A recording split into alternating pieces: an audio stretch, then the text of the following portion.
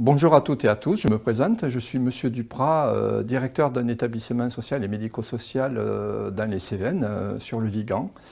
Donc on m'a demandé de vous parler un petit peu de tout ce qui était économie sociale et solidaire. Donc au sein de l'ESAT, nous avons développé certaines activités, notamment activités espaces verts, blanchisseurs industriels.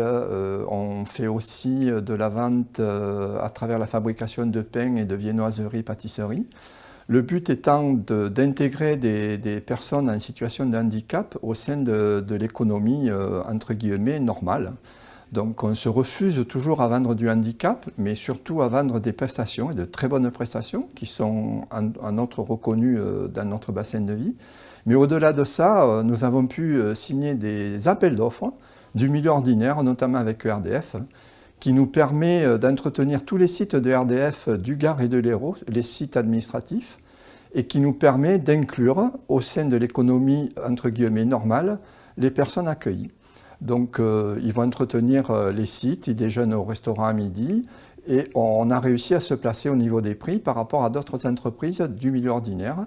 Idem pour l'entreprise Cap Santé, donc une entreprise qui gère des cliniques, notamment sur Montpellier, pour lesquelles on lave tout le linge des cliniques, principalement la clinique de Ganges.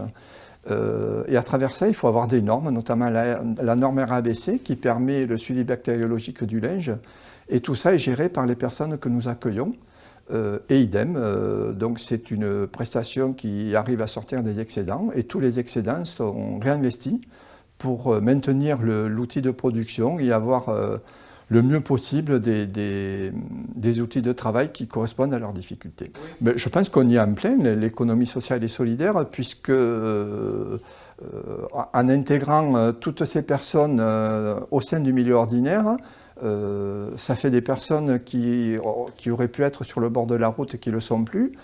Tous les bénéfices ou tous les excédents que dégagent ces entreprises sont systématiquement réinvestis pour maintenir l'outil de production et le bien-être des personnes accueillies et des salariés, bien entendu. Ah, c'est primordial, c'est plus qu'important, c'est primordial.